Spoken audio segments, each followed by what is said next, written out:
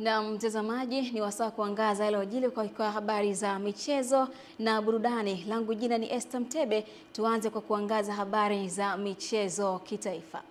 Serikali imeendelea kuweka mikakati madhubuti ya kuhakikisha wananchi wanapata manufaa kupitia fursa mbalimbali zitakazoambatana na mashindano ya Kombe la Mataifa ya Afrika 2027 AFCON, ambayo Tanzania itakuwa mwenyeji kwa kushirikiana na nchi jirani za Afrika Mashariki. Haya yameelezwa leo Mei 11 mwaka huu bungeni jijini Dodoma na naibu waziri wa habari, utamaduni, sanaa na michezo Hamisi Mwinjuma wakati akijibu swali la mbunge wa viti maalum Cecilia Daniel kuwa sekta zitakazonufaika zaidi ni pamoja na biashara, utalii, usafirishaji, hoteli, sanaa pamoja na michezo, huku vijana wakitajwa kuwa kundi muhimu litakalopata nafasi kubwa kupitia huduma mbalimbali zitakazohitajika wakati wa AFCON 2027. Nimpongeze Mheshimiwa Cecilia Daniel Pareso kwa maswali mazuri na jinsi anavyoendelea kuwapigania wakazi wa mkoa wa Arusha. Kujibu maswali yake, kwanza serikali imetengeneza kamati mbalimbali za uratibu zikiwamo kamati za mikoa, na kamati hizi miongoni mwa hadidu rejea zake ni kuhakikisha zinaendesha semina, makongamano na warsha ili kuwaelimisha wananchi wa maeneo husika kuhusiana na fursa zinazoletwa na AFCON. Kwingineko, timu ya mpira wa kikapu wasichana halmashauri ya manispaa ya Mpanda, wilaya ya Mpanda mkoani Katavi imeibuka na ushindi wa magoli 17-4 dhidi ya timu ya mpira wa kikapu wilaya ya Tanganyika, ikiwa ni bonanza lililoandaliwa na ofisi ya mkuu wa mkoa wa Katavi ikijumuisha halmashauri 5 za mkoa huo. Mwanamchezo wetu Pasco Katona anatuarifu zaidi. Ikiwa ni bonanza lililoshindanisha timu katika halmashauri 5 za mkoa wa Katavi, timu ya mpira wa kikapu halmashauri ya manispaa ya Mpanda imeibuka na ushindi wa magoli 17-4 dhidi ya timu ya halmashauri ya wilaya ya Tanganyika. Kujitokeza kufanya mazoezi kwa sababu kufanya mazoezi ndio kushinda kwenyewe, lakini wito wangu pia kwa viongozi wetu, wakurugenzi, kuhamasisha watumizi kuendelea kufanya mazoezi. Nashukuru Mungu tumefanya mazoezi, tumeshinda, timu yetu imechukua kombe kwa upande wa netball. Awali akifungua bonanza hilo kwa niaba ya mkuu wa mkoa wa Katavi Mwanamvua Mnendoko, kaimu mrasi Florence Crisanti amesema tumeandaa bonanza hili kwa malengo makini moja kwa ajili ya kufahamiana, kujenga mshikamano miongoni mwa watumishi wetu, na mazoezi na mashindano haya tutaendelea naye, tutakuja na mpango mzuri ili yaendelee. Nikiripoti kutoka katika hapa viwanja vya Rungwa halmashauri ya manispaa ya Mpanda, Pasco Katona wa Channel 10. Asante Pasco Katona.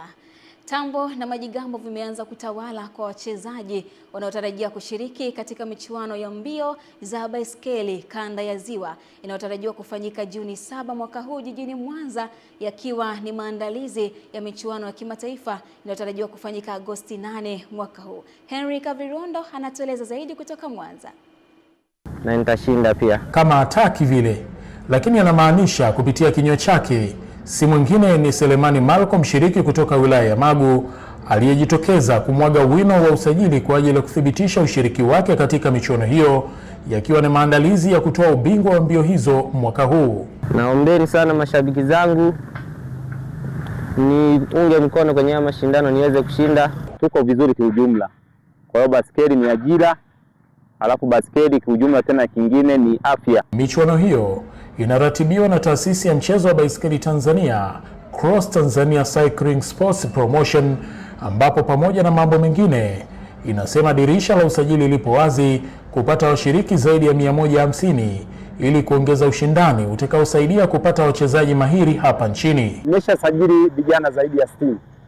Kwa hiyo na uhakika tu kufikia tarehe hiyo tutakuwa na vijana zaidi ambao tunaomba sasa kwa nafasi hii waweze kujitokeza kwa haraka ili kupata nafasi. Andika Cross Tanzania Cycling, itakuingiza moja kwa moja kwenye mfumo wetu ambao utaweza kujisajili, lakini pia tunakaribisha yeyote yule ambaye anahitaji kutupa support ya aina yoyote. Henry Kavirondo. Uongozi wa timu ya Fountain Gate FC umesema umeamua kufungua milango ya ajira kwa vijana, kuwatengenezea fursa za kujiajiri kupitia vipaji na taaluma zao. Afisa mtendaji mkuu wa Fountain Gate Kelvin Shaban amesema wameamua kurejesha fadhila zao kwa jamii kupitia mtindo maalum wa kuwatafutia ajira vijana, kitu ambacho kimeungwa mkono na wadau wa timu hiyo. Kuna wahitimu wengi wa vyuo vikuu ambao sasa wanamaliza, lakini wanahitaji moja kwa moja kukutanishwa na jamii ya waajiri. Kwa sasa sisi tunaenda kusimama kama daraja pale katikati kuweza kuona namna gani ambavyo tunakutanisha product hizi za Ajira Center pamoja na CV2 pamoja na vijana hawa ambao kwetu sisi ni kama mashabiki. Player history, player profile, heights, right-footed, left-footed, everything about his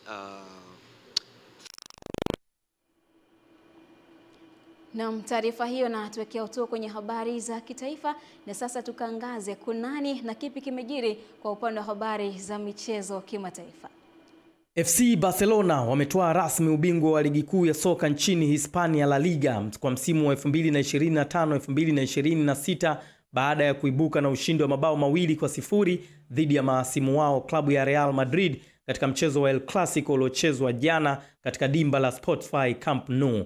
Katika mchezo huo uliokuwa na ushindani mkubwa, Barcelona walipata mabao 2 kipindi cha kwanza kupitia kwa Marcus Rashford na Ferran Torres, matokeo yaliyowafanya kufikisha alama 91 ambazo haziwezi kufikiwa tena na Real Madrid wenye alama 77, huku wote wakibakiza michezo 3 kumaliza msimu. Huu ni ubingwa wa 29 wa La Liga kwa FC Barcelona na wa kwanza chini ya kocha Mjerumani Hansi Flick tangu ajiunge na klabu hiyo. Mashabiki wa Barcelona duniani kote wameendelea kusherehekea mafanikio hayo makubwa, huku ushindi huo dhidi ya wapinzani wao wakubwa nchini Hispania ukiongeza ladha ya kutwaa taji hilo. Kenny Malila, Channel 10 Michezo. Anatamatika hivyo Kenny Malila akiangaza kwa upande wa habari za michezo kimataifa.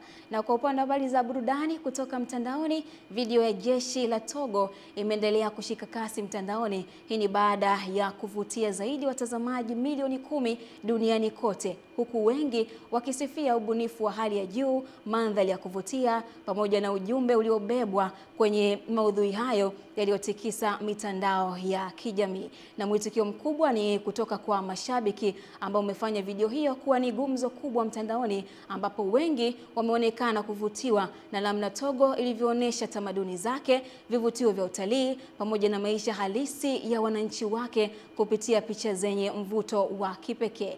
Na kutokana na matokeo hayo makubwa, waandaaji wa maudhui hayo wameamua kuachia rasmi video kamili, huku wakiwataka mashabiki kuendelea kufuatilia kazi zaidi zinazohusu utalii, utamaduni na vivutio mbalimbali vya nchi hiyo ya Afrika Magharibi. Aidha, wamehamasisha watu wanaotamani kutembelea Togo kuwasiliana nao kupitia ujumbe binafsi ili kupata taarifa zaidi kuhusu safari, maeneo ya kutembelea pamoja na huduma mbalimbali zinazopatikana nchini humo. Na hiyo ndio maana harisi kwamba fursa bwana ipo mikononi mwako. Ndivyo ambavyo tunatamatisha habari za michezo na burudani. Jina langu ni Esther Mtebe, nampisha hapa Fatuma Hassan kwa ajili ya kutamatisha habari ya kutwa nzima.